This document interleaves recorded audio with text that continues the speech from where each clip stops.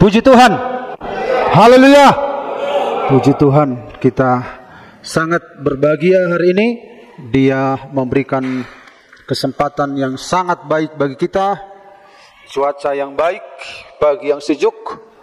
Dan Tuhan antarkan kita dari rumah masing-masing.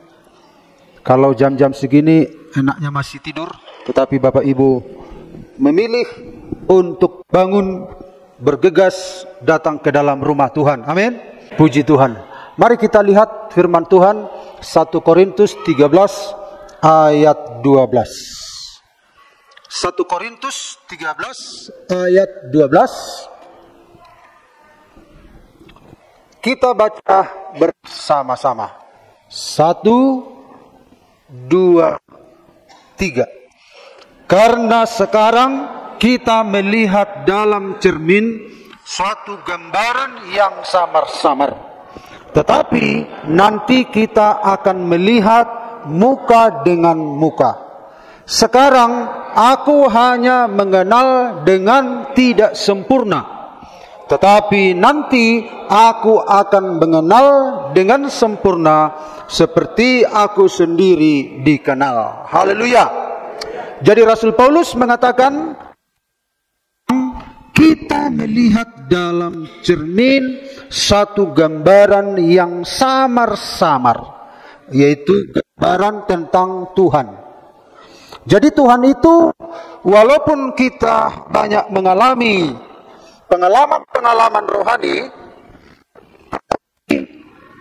kita masih seperti melihat suatu gambaran yang samar-samar. Tetapi nanti kita akan melihat nanti. Nah, berarti masih ada proses. Nanti kita akan melihat muka dengan muka.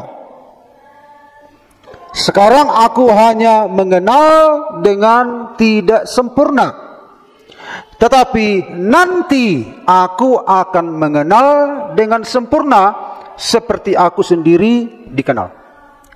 Jadi kita lihat Bapak Ibu, Tuhan itu mengenal kita sempurna, tetapi kita mengenal Allah itu bertahap. Ya, itu bertahap. Kalau kita lihat di sini, tetapi nanti aku mengenal dengan sempurna seperti aku sendiri dikenal. Jadi Tuhan itu mengenal kita, telah mengenal kita bahkan sebelum kita ada di dunia, kita ada dalam rahim ibu kita ada di dunia ini, bahkan nanti kita mati, bahkan ke depan segala sesuatu tentang kita Tuhan kenal dengan sempurna. Tetapi kita mengenal Allah itu secara bertahap. Nah, kalau kita perhatikan Bapak Ibu, seorang bayi yang baru lahir, anak itu menyadari siapa itu yang sedang bercakap-cakap dengan dia. Bayi itu sudah bereaksi. Makin lama, makin dia bisa membedakan siapa yang berhadapan dengan dia.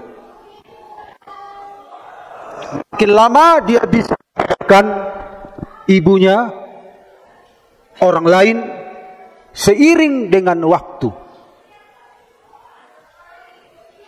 Jadi saudara-saudara, seorang bayi itu ketika dia lahir, dia langsung tahu, oh itu ibuku, oh semua tentang ibunya dia tahu. Enggak. Itu bertahap seiring dengan waktu. Demikian juga saudara-saudara, pengenalan kita tentang Tuhan itu bertahap seiring dengan waktu. Tuhan pun saudara-saudara menyampaikan sesuatu bagi manusia ketika Allah menciptakan langit dan bumi. Tuhan menciptakan manusia.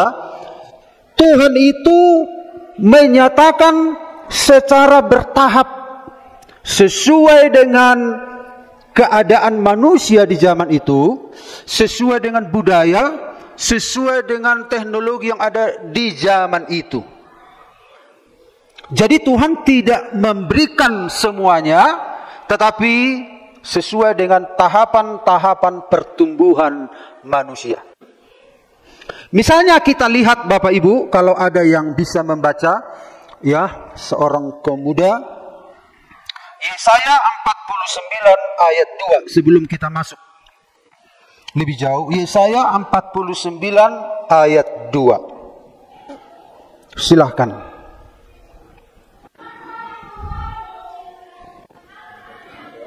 Ya.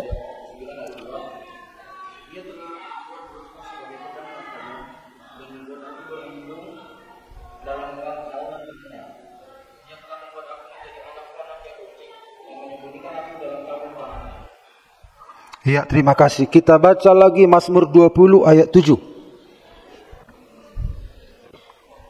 Mazmur 20 ayat 7. Nikolas. Wahyu 9 ayat 19. Makjer 40 ayat 31. Yehezkiel. Yoel 2 ayat 1. Dirli. Oke? Biar lancar ya. Silakan.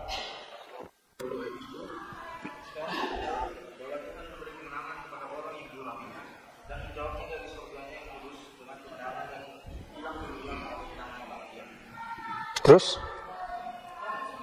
Mazmur 27? Coba lanjut lagi. Oh, iya, itu dia.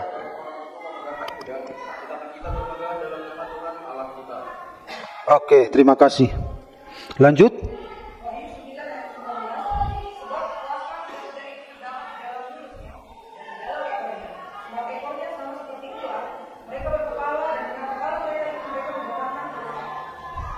Iya, terima kasih. Lanjut.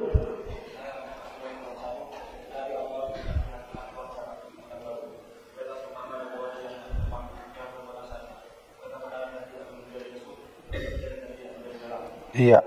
Yoel 2:1.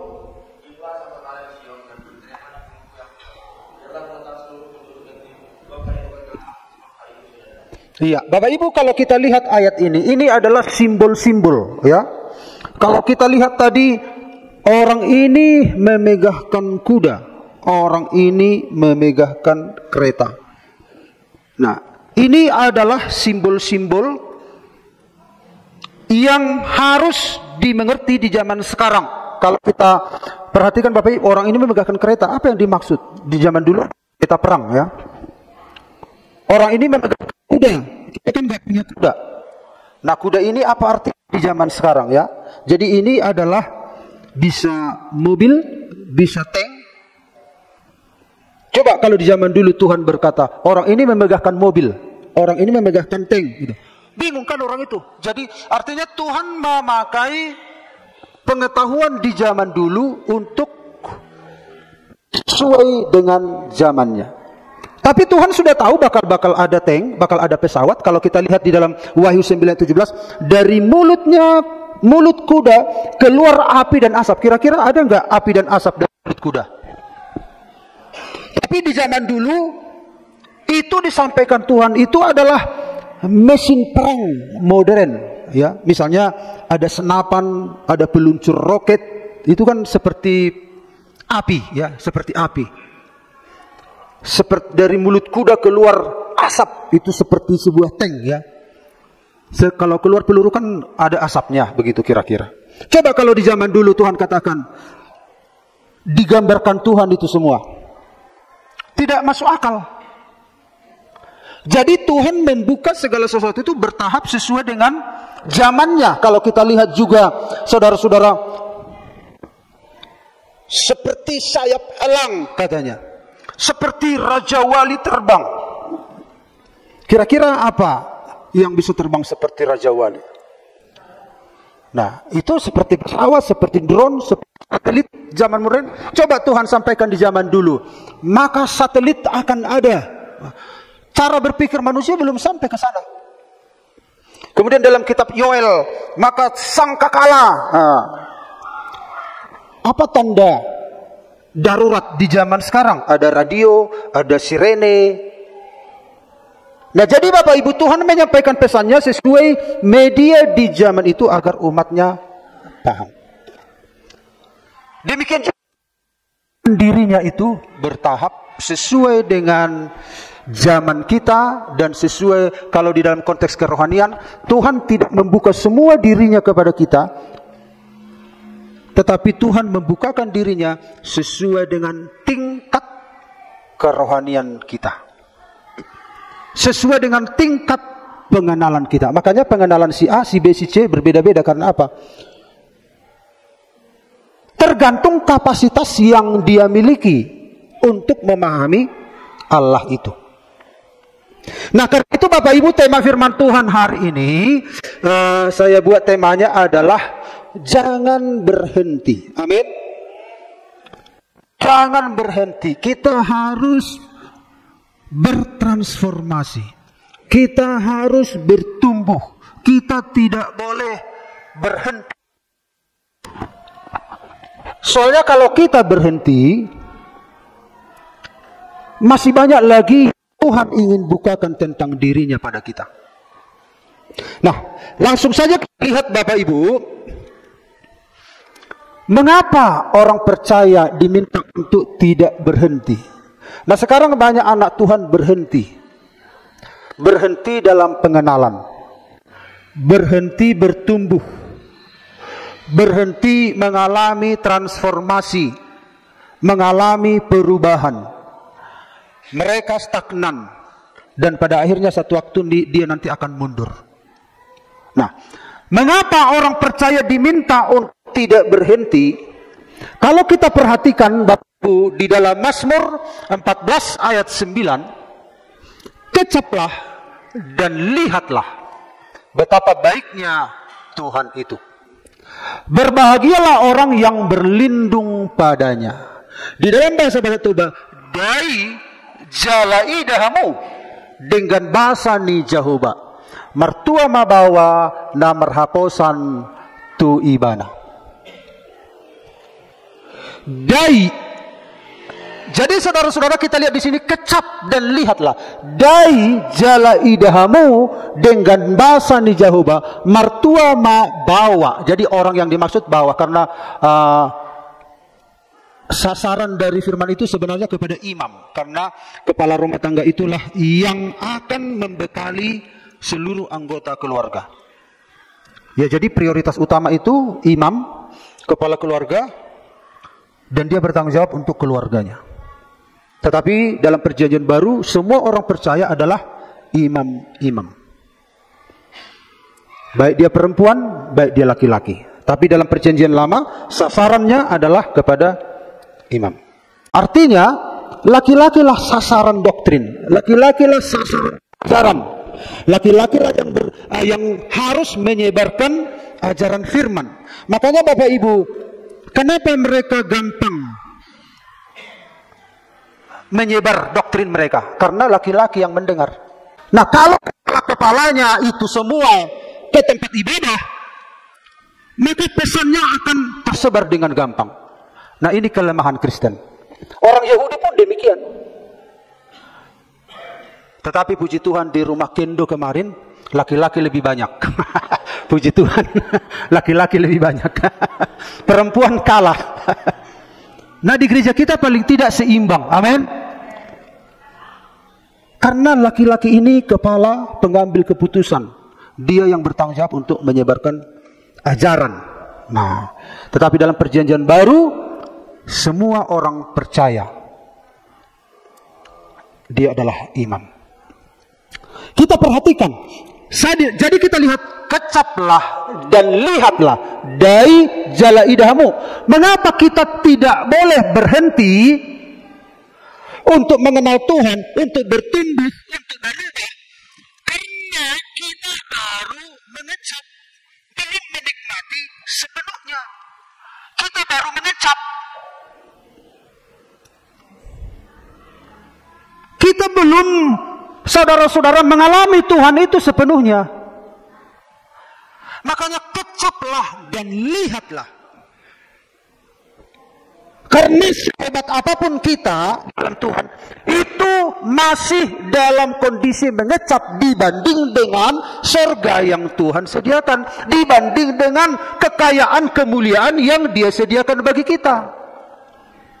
Jadi kalau hanya mengecap saja kita sudah merasa gagah, kita sudah merasa sombong, kita sudah merasa angkuh, seolah-olah kita sudah memiliki segala sesuatu, bahayanya nanti murtad.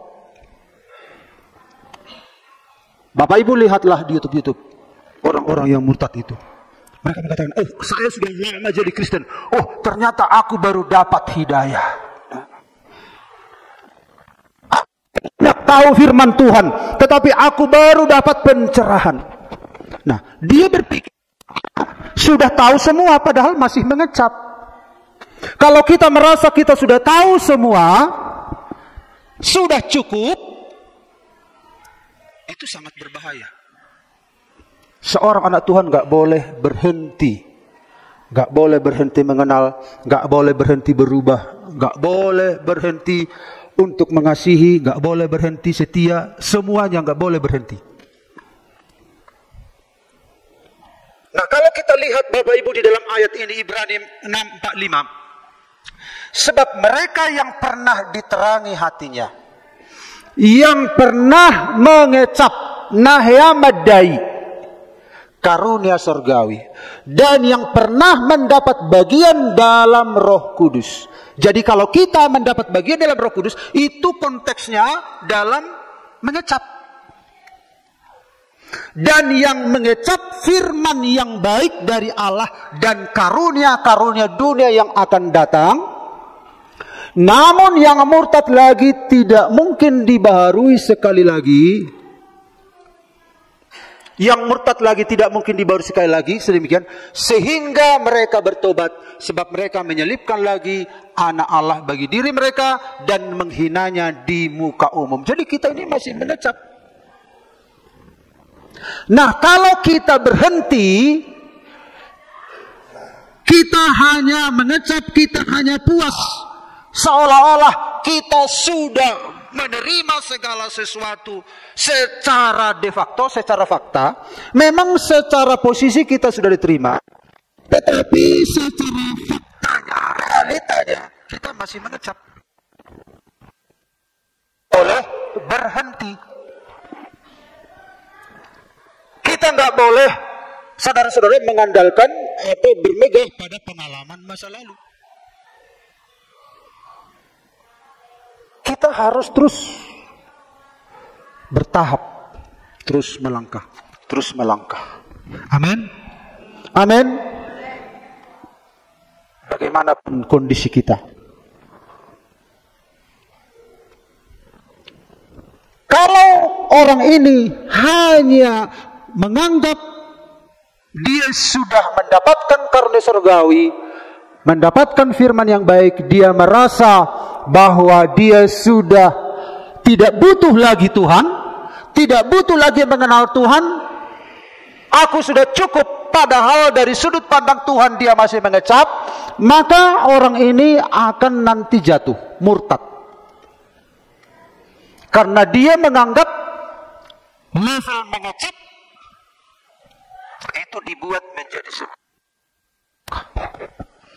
Nah, kalau kita lihat gambaran yang pernah kita lihat ini, manusia jatuh, sebelum jatuh Tuhan mau dia itu berprogres juga. Adam diciptakan dari tanah liat dengan dewasa ya. Jadi Adam diciptakan tidak dari bayi, karena dia manusia pertama, tapi langsung dewasa. Tapi ketika Allah meniupkan rohnya ke dalam Adam, itulah jiwanya, rohnya, jiwa dan roh, itu butuh progres. Itu butuh progres. Jadi Adam itu adalah bayi dewasa, begitulah kira-kira. Karena pertumbuhan jiwa ini harus punya progres. Nah, setelah Adam dan Hawa punya anak, barulah manusia itu dari bayi, seiring bersamaan dengan jiwanya bertumbuh. Ya. Tapi Adam itu manusia dewasa, tetapi masih dia harus punya tahapan untuk menyesuaikan antara tubuh dan roh ini. Butuh progres. keputusan-keputusannya harus dilatih. Bukti keputusannya harus dilatih adalah Tuhan memberikan pohon di tengah-tengah taman itu. Untuk melatih kehendaknya, untuk melatih keputusannya. Artinya butuh proses. Namun seiring dengan waktu, Adam itu setelah lama di Taman Eden, akhirnya dia di satu titik, dia mengambil keputusan yang salah. Hanya satu dosa Adam. Dosa Lucifer pun demikian. Karena mereka ini sudah ada di posisi sempurna, ya, di posisi puncak. Jadi hal-hal kecil pun itu sensitif. Seperti minggu kemarin kita dengar, hal kecil semakin orang itu dekat dengan Tuhan, hal kecil itu sangat sensitif. Itu jadi masalah bagi dia kalau ada sebuah kesalahan. Tapi kalau dia tidak bertumbuh dalam Tuhan, sebesar apapun dia nggak tahu itu dosa atau enggak. Dia nggak tahu karena dia ada di posisi tanpa mengenal Tuhan. Nah, orang-orang ini sudah ada di posisi itu. Namun apa yang terjadi? Adam jatuh dalam dosa. Demikian juga dengan kita. Tetapi oleh anugerah Allah, Yesus datang ke dunia ini. Dia mengangkat kita ke posisi semula. Jadi saudara-saudara, selanjutnya perjalanan kita sebagai orang percaya itu berprogres. Jadi kita baru mengecap, belum menikmati sepenuhnya. Seperti bayi tadi yang mengecap, dia belum mengalami sepenuhnya. Jadi berhenti karena kita baru mengecap. Amen. Kecaplah daima holam madai do pehita. Waktu di sekolah kitab, ada guru sekolah kitab kami mengajar kisah para rasul, ya. Jadi di sekolah kitab itu mata pelajarannya itu istilah-istilahnya istilah-istilah sederhana. Khusus kisah Rasul ini mata pelajarannya disebut kegerakan. Kalau misalnya kan ada mata pelajaran Roh Kudus, ada pelajaran akhir zaman, tapi pelajaran ini namanya kegerakan. Nah, khusus kisah Rasul. Jadi kegerakan ini hanya masih mencicipi katanya. Kita masih mencicipi. Nah, kalau mencicipi, jadikanlah jangan hanya mencicipi, tapi benar-benar makan. Kita harus naik kepada tahap bagaimana supaya bisa bukan hanya mencicipi, tetapi benar-benar makan. Pengalaman apapun yang kita alami hari ini, kita masih mencicipi dibanding dengan kekayaan, kemuliaan Tuhan yang sedang disediakan bagi kita. Karena itu jangan puas. Makanya dikatakan kita harus haus, kita harus lapar. Amin Bapak Ibu. Jadi seberapa lama kita ikut Tuhan sampai hari ini, itu dalam tahapan masih mencicipi. Jangan berpikir kita sudah mengalami sepenuhnya apa yang Tuhan sediakan bagi kita. Karena itu jangan berpuas, jangan berhenti. Orang yang berhenti nanti dia akan jatuh dan murtad. Lalu yang kedua, mengapa kita diminta untuk tidak berhenti? Efesus 1 ayat 13-14. Di dalam Dia kamu juga, karena kamu telah mendengar firman kebenaran, yaitu Injil keselamatanmu. Di dalam Dia kamu juga ketika kamu percaya dimeteraikan dengan Roh Kudus yang dijanjikannya itu. Dan Roh Kudus itu adalah jaminan bagian kita sampai memperoleh seluruhnya, yaitu penebusan yang menjadikan kita milik Allah untuk memuji kemuliaannya. Mengapa kita tidak diinginkan Tuhan berhenti? Karena Roh Kudus itu jaminan, bukan kepenuhan kealahan. Jadi kalau Roh Kudus istilahnya memenuhi kita, tetapi dia hanya masih memberikan sesuai dengan kapasitas kita. Apalagi kita ini orang Pantekosta karismatik kan, seolah-olah hanya dia itu yang dipakai Tuhan, seolah-olah dia sudah mengalami Allah itu secara sempurna. Masih berupa jaminan.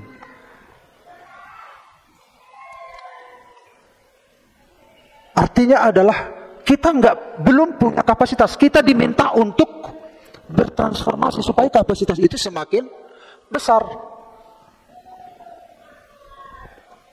Makanya kenapa kita seringkali Bapak Ibu, kadang hari Minggu kita hadirat Tuhan, kita nikmati, besok tidak, besoknya ada sedikit, besoknya mulai hilang. Mencapai hari Minggu, apalagi kita pelayan-pelayan, serius berdoa, jaga diri supaya hadirat Tuhan lebih tokcer. Lalu kita alami, lalu Seninnya lagi, mulai lagi. Nah, kenapa bisa begitu?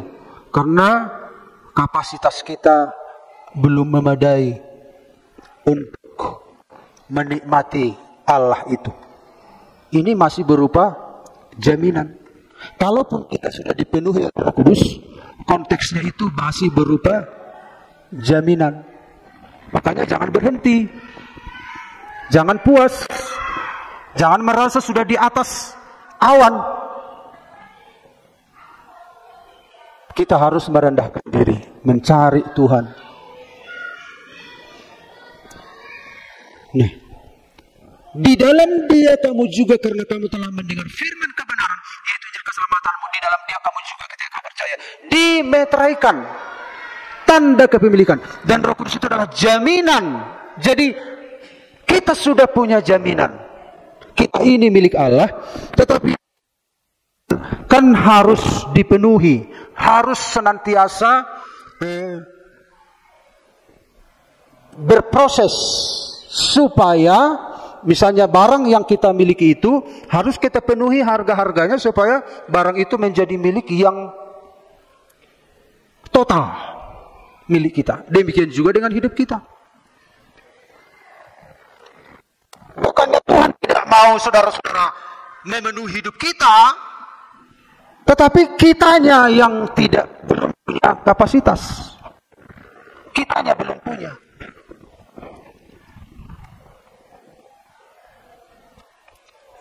Tuhan itu baik sekali. Makanya bertahap. Tahap pertama itu dimeteraikan, diberi jaminan. Sampai kita, jadi peluang untuk mengalami Tuhan itu secara penuh ada, tetapi bertahap sesuai dengan penyerahan diri kita. Kadangkala pun kita puasa enggak mau, seringkali baca Alkitab pun kita malas, seringkali pun melakukan firman enggan. Nah, ini kan kapasitas kita ini masih rapuh, belum ada kerinduan, belum lagi istilahnya menyerah total. Bayangkan Bapak Ibu, total.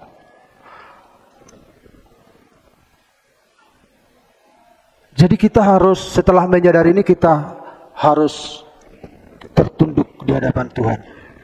Tuhan mengecap, ternyata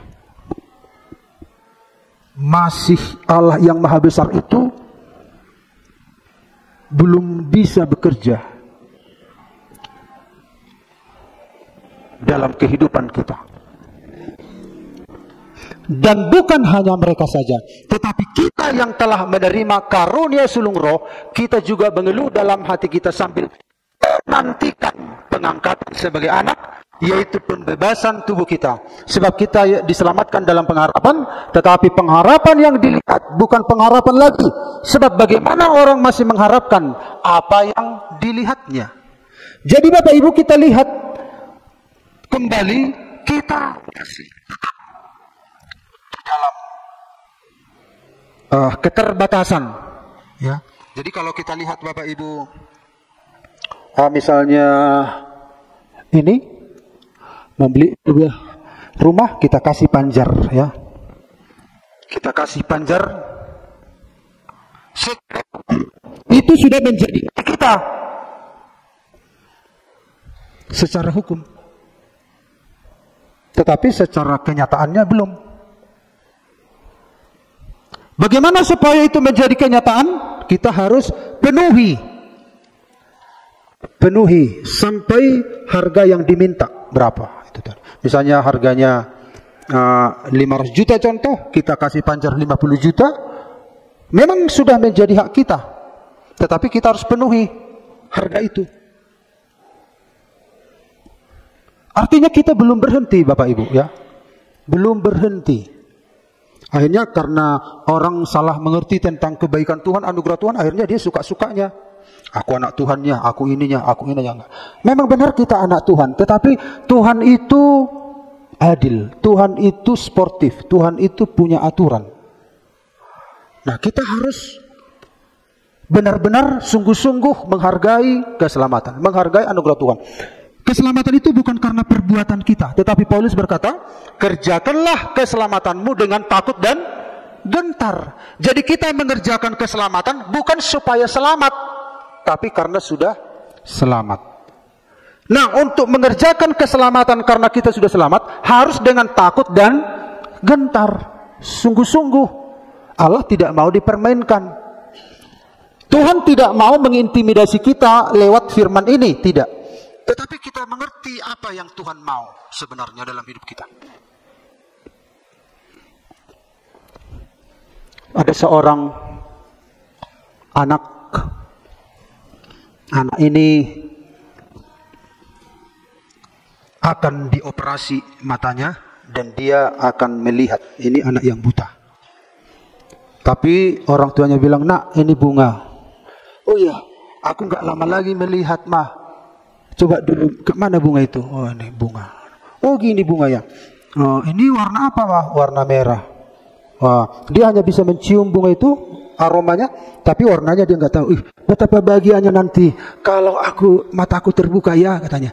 Jadi akhirnya anak ini menanti-nanti matanya terbuka. Dia tidak hanya meraba, hanya mencium aroma bunga, tapi kerinduannya yang besar itu supaya dia benar-benar melihat bunga itu. Seperti kerinduan anak yang buta ini ingin melihat, demikianlah kita jangan berhenti untuk mengenal Tuhan, karena ada banyak hal yang Tuhan sudah siapkan bagi kita. Amin. Nah, banyak hal yang Tuhan sedang siapkan dalam kehidupan kita. Jadi saudara-saudara, Roh Kudus itu jaminan belum kepenuhan Allah itu sendiri. Karena Allah itu Allah yang luar biasa. 1 Raja-Raja ayat 8 ayat 23, 8 ayat 23. Tetapi benarkah Allah hendak diam di atas bumi?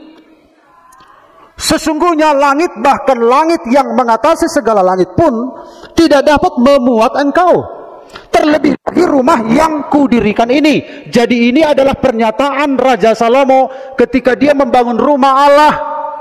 Lalu rumah Allah berarti tempat tinggal Allah. Lalu dia berpikir, Tuhan menyuruh membangun rumah Allah, Tuhan akan diam di situ. Kemudian Salomo yang bijak ini, yang berhikmat ini, tetapi benarkah Allah akan diam di atas bumi? Benarkah? Aku disuruh membangun rumah Allah, tapi benarkah? Karena dia menyadari sesungguhnya langit, bahkan langit yang mengatasi segala langit pun tidak dapat memuat engkau, terlebih lagi rumah yang kudirikan ini. Ini Raja Salomo yang berhikmat.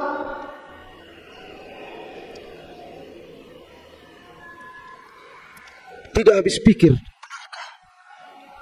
Dia sudah membangun rumah Allah itu dengan luar biasa. Mahal, megah. Karena dia harus menghargai Tuhan. Jadi gereja itu juga harus bagus sebagai wujud penghargaan kita sama Tuhan. Makanya gereja kita bagus. Amin. Amin. Tetapi Raja Salomo bilang, benarkah? Apalagi dalam perjanjian baru, tubuhmu adalah bait Allah. Benarkah? Jadi saudara-saudara, kenapa kita nggak boleh berhenti?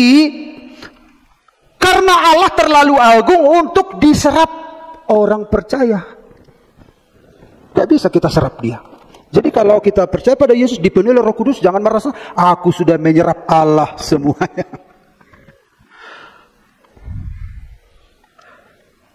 Allah itu terlalu agung, terlalu besar. Kita masih mencicipi, kita hanya masih berpanjar. Panjar saja, madai saja, sudah luar biasa. Memakan. Jadi anak Tuhan harus terus bergerak, tidak boleh berhenti, karena Tuhan menyatakan dirinya secara bertahap sesuai dengan kapasitas hati kita yang terbuka, yang ditransformasi lewat kerinduan yang dalam. Dan kalaupun kita menyerahkan diri sungguh-sungguh 100%, tetap saja Allah itu tidak bisa diserap. Hanya Yesus adalah gambar dan wujud Allah. Dialah yang bisa, Tritunggal itu, Allah itu bisa berdiam di dalam dirinya. Allah itu luar biasa, ya. Jadi kalau ada orang Kristen menganggap bahwa sudah selesailah, hamunah kana posoi, begitu kan kira-kira. Enggak, semua kita, baik yang muda, kita harus bergerak terus. Amin. Mengenal Tuhan. Yang dikehendaki Tuhan apa? Mengenal. Rasul Paulus apa kehendaknya? Yang kukehendaki adalah mengenal. Dalam Hosea dikatakan di sana, mengenal Allah. Itu yang Tuhan inginkan. Jadi jangan berhenti. Yesaya 66 ayat 1. Beginilah firman Tuhan. Langit adalah tahtaku dan bumi adalah tumpuan kakiku. Rumah apakah yang akan kamu dirikan bagiku? Dan tempat apakah yang akan menjadi perhentianku? Walaupun kita ini rumah Tuhan, tetap saja Allah itu memenuhi jagat raya ini. Tuhan itu tidak bisa diserap oleh seseorang, tidak bisa diserap oleh Rasul Paulus, tidak bisa diserap oleh Yohanes, tidak bisa diserap oleh seseorang, tidak bisa diserap oleh orang percaya, karena Allah itu sangat dahsyat. Kita hanya diberikan kesempatan mencicipi di bumi ini. Dan kita diberikan panjar di bumi ini. Tapi nanti kalau kita bersama dengan Tuhan, kita melihat muka dengan muka. Saudara-saudara, ini harus kita sadari dalam kehidupan kita. Allah itu ajaib, Allah itu agung, Allah itu mulia. Ada seorang anak, "Mah, aku sudah melihat laut." Tapi anak ini hanya masih melihat pantai. Tapi coba mengarungi terus sampai ke sana. Nah, sudut pandang anak ini, oh laut begini ya. Oh, ternyata kalau dia melihat keseluruhan laut, tidak seperti terbatas seperti yang dilihat di pantai. Laut itu ada ikan besar menyeramkan kadang, dan luas, ada angin dan segala macam. Nah, anak ini hanya senang di pantai-pantainya saja. Enak ternyata di laut ya, Ma. Di pantai main-main pasir. Aku sudah tahu laut itu menyenangkan. Tapi dia belum tahu laut sepenuhnya itu. Keseluruhan laut. Ada palung laut, ada tsunami juga, ada apa segala macam tentang laut. Demikian juga tentang Tuhan. Kita masih melihat sedikit. Makanya dikatakan oleh Yesus, kalau kamu tidak dilahirkan kembali, kamu tidak bisa apa? Melihat. Melihat. Hanya untuk melihat harus lahir kembali. Apalagi masuk. Jadi mari kita terus bertumbuh, bertransformasi, mengalami perubahan di dalam karakter kita, di dalam pikiran kita. Karakter itu di mana? Kalau metanoia kan perubahan pikiran, ya kan? Kalau perubahan karakter di pikiran juga. Iya kan? Kan di pikiran semua. Kalau metanoia kan perubahan pikiran, arahnya itu kepada Kristus berbalik. Kalau metamorfosa juga di pikiran. Karena pikiran ini adalah pusat. Jadi kalau pikiran dan hati itu dalam bahasa Yunani sama, kardia. Ini. Jadi kalau ini seringkali kan kita sebut hati. Sebenarnya ini nggak punya pikiran di sini. Di sini pikiran. Kalau psikolog berkata sebenarnya hati manusia itu di sini gitu. Tapi seringkali kan kita gambarkan di sini. Ini hanya jantung, pemompa. Ya. Di sini semua pusatnya. Yang metanoia berbalik bertobat itu di sini, yang bermetamorfosa itu karakter, sifat, watak itu di sini juga. Jadi kita hanya masih begini. Jadi Tuhan membukakan dirinya sejauh seberapa berubah kapasitas kita untuk memahami Dia. Bukannya Tuhan tidak membuka dirinya, tapi keterbatasan kita. Allah terlalu agung untuk diserap oleh orang percaya. Allah ada dalam gerejanya, Allah ada di dalam baitnya, yaitu tubuh kita. Tetapi terlalu agung Dia untuk menempati hanya diri kita. Dia memenuhi alam semesta ini. Ada seorang lagi, wah, aku mau menggarami laut, katanya. Ini sedang menggarami laut. Bapak Ibu, kalau ada Bapak Ibu dengar aku akan menggarami laut, berarti gimana itu? Joyce. Menurutmu apa itu? Sia-sia. Laut itu kan mana bisa digarami dengan segini. Lagi pula dia sudah asin laut itu. Menambah lagi asinnya ya nggak ada gunanya. Jadi nggak ada yang bisa kita tambahkan kepada Allah itu. Hati kita yang perlu, saudara-saudara, disediakan untuk menjadi bejananya Tuhan. Dan itu pun masih terbatas. Banyak anak Tuhan anggap remeh sama Tuhan itu. Kadang nggak percaya aku samamu Tuhan, katanya. Siapa kamu? Manusia itu kan sombong kan. Kalau engkau tidak dengar doaku, aku tidak percaya. Percaya nggak percaya kau sama aku? Aku ini ada, aku ini Tuhan. Jadi keberadaannya tidak ditentukan oleh percaya kita. Dia itu ada. Dia itu ajaib. Kalau Tuhan memperkenalkan diri kepada kita, itu satu anugerah yang luar biasa. Ada lagi seorang, ini di panas terik yang luar biasa.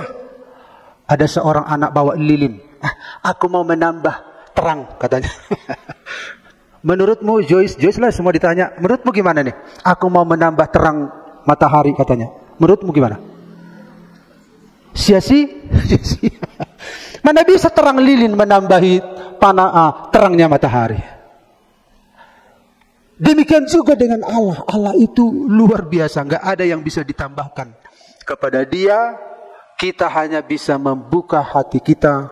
Sejauh mana kita membuka hati kita, sejauh mana kita mengalami pembaharuan, sejauh mana kita haus akan Dia, sejauh itulah Dia bekerja, menyatakan diri dalam kehidupan kita. Dia akan menyatakan diri dalam kehidupan kita. Amin. Nah, dalam Kisah Rasul 17:26-28, dari satu orang saja ia telah menjadikan semua bangsa dan umat manusia untuk mendiami seluruh muka bumi, dan ia telah menentukan musim-musim bagi mereka dan batas-batas kediaman mereka, supaya mereka mencari Dia dan mudah-mudahan menjamah dan menemukan Dia, walaupun ia tidak jauh dari kita masing-masing. Sebab di dalam Dia kita hidup, kita bergerak, kita ada, seperti yang telah juga dikatakan oleh pujangga-pujanggamu, sebab kita ini keturunan Allah juga. Jadi di dalam Dia kita hidup, kita bergerak, kita ada. Jadi kita ini dilingkupi oleh Allah. Hanya bedanya orang percaya dan orang tidak percaya. Dia dilingkupi oleh Allah, tapi Allah nggak ada dalam hidupnya.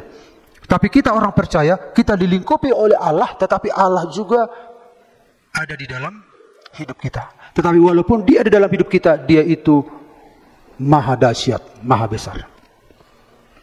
Karena itu jangan berhenti, jangan merasa puas. Ya. Jangan merasa sudah sampai di puncak. Itu membuat kita akan turun. Sering saya katakan kalau orang naik ke atas bukit, biasanya setelah sampai di bukit dia akan turun. Gak ada lagi puncak yang lain. Nah, orang Kristen yang sudah merasa sudah mencapai kepenuhan Allah,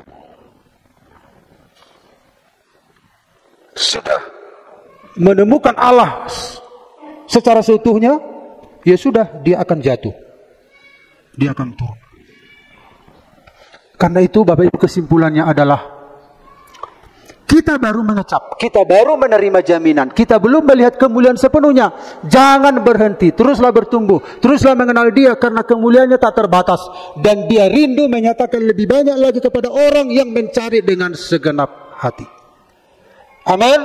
Jangan berhenti. Itu sama seperti seorang yang terima surat. Oh, surat hanya judul-judulnya saja. Oh, haleluya, puji Tuhan. Lalu ditutup. Padahal masih ada lagi isinya. Horas madihamu amung. Sehat-sehat doa di peraturan. Oh, puji Tuhan, langsung ditutup suratnya. Gak dibaca. Alainya itu gak dibaca. Hanya bergirang di pendahuluan. Sehat-sehat doa suang sonima nian hamu disan. Sehat-sehat. Oh, mulai tema di Tuhan, ditutup. Enggak, masih ada lagi panjang. Bapak, nanti tanggal nason tertutup doa Bapak. Hampir do dang bersipeda behita. Bapaknya enggak tahu, karena apa? Karena enggak dibaca. Kemudian, Bapak, dong masuk ke rumah sakit. Itoradong dong membesukau calon parmemuna. Orang tuanya nggak tahu karena yang dibaca hanya judul. Kemudian andai kata dilanjutkan, alai Bapak, tapi ternyata itu ditinggal doa. Yang dibaca bapaknya pendahuluan dan penutup. Nah, penutup dibaca hukirim do Bapak sautik di wesel. Oh, haleluya, puji Tuhan. Pak Imam Adisi kata, tapi isinya dia nggak tahu. Jadi tentang Tuhan pun kadang begitu. Kita hanya pendahuluannya. Puji Tuhan, haleluya. Tapi tanggung jawab kita abaikan. Kamu harus hidup benar. Kamu harus sesuai dengan kehendakku. Kamu harus mengasihi, mengampuni. Kamu harus setia. Tapi yang kita baca apa? Karena begitu besar kasih Allah akan dunia ini, lalu penutup akan masuk surga.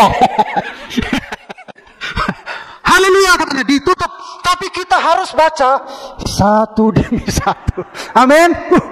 Akhirnya kita tahu kedalamannya.